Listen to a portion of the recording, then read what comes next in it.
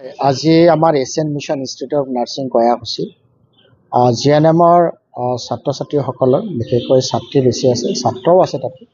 এই ছাত্ৰ ছাত্ৰীসকলৰ লেম্প লাইটিং, কেপিং আৰু অথ টেকিং চেৰেমনি আছিলে। আজি ভাল লাগিছে যে আমাৰ বৰপেটা জিলাৰ জইণ্ট ডাইৰেক্টৰ মহোদয় আহিছে, আমাৰ SDM HO ছাৰো আহিছে আৰু কেইবাগৰাকী বিশেষকৈ মঙলদৈৰ পৰা মঙলদৈ নাৰ্ছিং স্কুলৰ অধ্যক্ষা আহিছে আৰু কেইবাগৰাকী অতিথি আহিছে।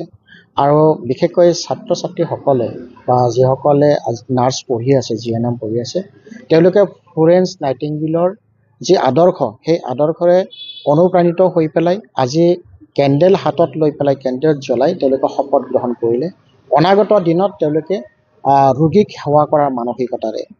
আৰু আগন্তুক দিনত এই দিনটোৰ বিশেষকৈ তাৎপৰ্য এইটোৱে যে ফ্লোৰেন্স নাইটিংগেলে যিগৰাকী লেডি অফ দ্য লেম্প বুলি জানো আমি সকলোৱে জ্ঞাত, সেই ফ্লোৰেন্স নাইটিংগেলৰ যি আদৰ্শ, ৰোগীসকলক সেৱা কৰাৰ যি মানসিকতা, ৰোগীসকলৰ লগত যি ব্যৱহাৰ, আচাৰ ব্যৱহাৰ, সেই গোটেইখিনি কথা ইয়াতে জড়িত হৈ আছে। আৰু ছাত্ৰীসকলে বা ছাত্ৰসকলে তেওঁলোকে আজি নিজে তেওঁলোকে মানৱ সেৱাৰ কাৰণে ব্ৰতী হ'ব বুলি মন উজাৰি তেওঁলোকে সেৱা আগবঢ়াব বুলি তেওঁলোকে আজি কেণ্ডেল লৈ পেলাই শপত গ্ৰহণ কৰিলে। কিমান নম্বৰ বেটছ আৰু কিমান গৰাকী নাৰ্ছ আছে?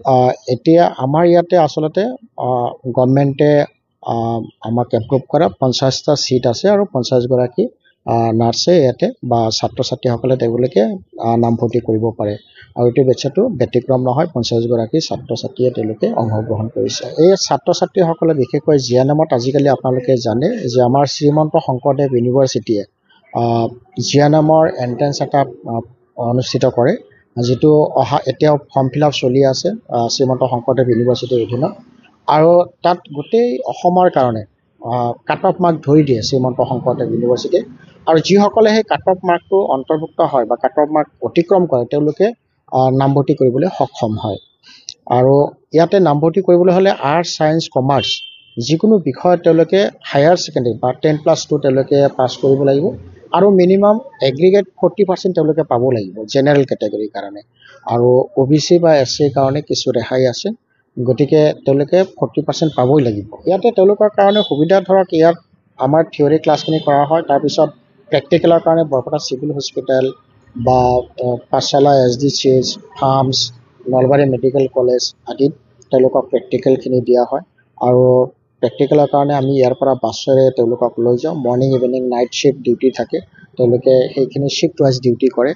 আৰু তাতে ক্লিনিকেল পোষ্টিঙৰ কাৰণে তাতে পঠোৱা হয়। খুব সুন্দৰভাৱে তেওঁলোকে তাতে শিক্ষা আহৰণ কৰে, প্ৰেক্টিকেল নলেজখিনি আহৰণ কৰে।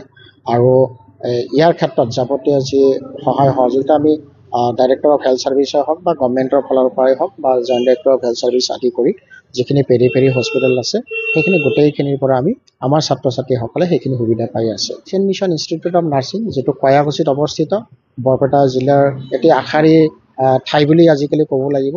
কয়াকুছি, ভৱানীপুৰ আৰু বৰপেটাৰ মাজেৰে যিটো ৰাস্তা হৈছে তাৰ ঠিক মাজতে কয়াকুছি অৱস্থিত বা আমাৰ অনুষ্ঠানটো অৱস্থিত। মিছন ইনষ্টিটিউটৰ যিখিনি ট্ৰেইনিঙৰ কাৰণে নাৰ্ছ আহিছে ষ্টুডেণ্টখিনি, তেওঁলোকৰ আজি অথ টেকিং আছিলে, শপত গ্ৰহণ আৰু কেপ চেৰেমনি বুলি কয়, আৰু কেণ্ডেল লাইটিং। সেই চেৰেমনিটো আছিলে তেওঁলোকৰ আৰম্ভণি, এইটো জীৱনৰ মানে নাৰ্ছিং সেৱাত। আৰু তেওঁলোকে যেতিয়া ইয়াত এডমিশ্যন ল'লে জীৱনৰ আৰম্ভণি, আৰু তেওঁলোকক আজি সেইখিনি অথ টেকিং কৰোৱা হ'ল। তেওঁলোকে শপত ল'লে কেনেকৈ মানৱ সেৱা তেওঁলোকে কৰিব, সেইটোৰ ওপৰত এইটো ফ্লোৰেন্স নাইটিংগেলৰ যিটো অথ টেকিং সেইটো আজি কৰা হ'ল। আৰু তেওঁলোকক কাৰণে আমি আন্তৰিক শুভেচ্ছা জনাইছোঁ, যাতে তেওঁলোকে আগবাঢ়ি যাব পাৰে নিজৰ কৰ্তব্যত সুচাৰুৰূপে। নাৰ্ছসকলক কৈছোঁ যে কাৰণ সকলো আগ্ৰহে ৰখি থাকে, তেওঁলোকৰ মানে মিঠা মুখত মিঠা হাঁহিটো, ভাল ব্যৱহাৰ, এইখিনি সকলো ৰখি থাকে। ৰোগীৰ শুশ্ৰূষা ৰখি থাকে, অকল শাৰীৰিক শুশ্ৰূষাই নহয়, মানসিক কথাটো থাকে। গতিকে নাৰ্ছসকলক এইটোৱে উপদেশ দিছে যে তেওঁলোকে ধৈৰ্যৰে সকলোকে সেৱা আগবঢ়ায় আৰু যিমান পাৰে মানে মনৰ খং ৰাগ আঁতৰাই ভাল মনেৰে তেওঁলোকক সেৱা আগবঢ়ায়। আৰু তেওঁলোক নহ'লে আমাৰ ডাক্তৰসকলো নচলে। এখন হস্পিটেল চলিবৰ কাৰণে নাৰ্ছৰ লগত নাৰ্ছৰ সম্পৰ্কটো ওতঃপ্ৰোত। গতিকে তেওঁলোকক সেইখিনি উপদেশ দিলোঁ, যাতে মানে তেওঁলোকে জীৱনত মানৱ সেৱাটো ব্ৰত হিচাপে লয়। সেইটো হৈছে ফ্লৰেন্স নাইটিংগেল তেওঁলোকৰ নাৰ্ছৰ এইটো নাৰ্ছিঙৰ তেওঁ অথৰিটি বুলি ক'ব পাৰি।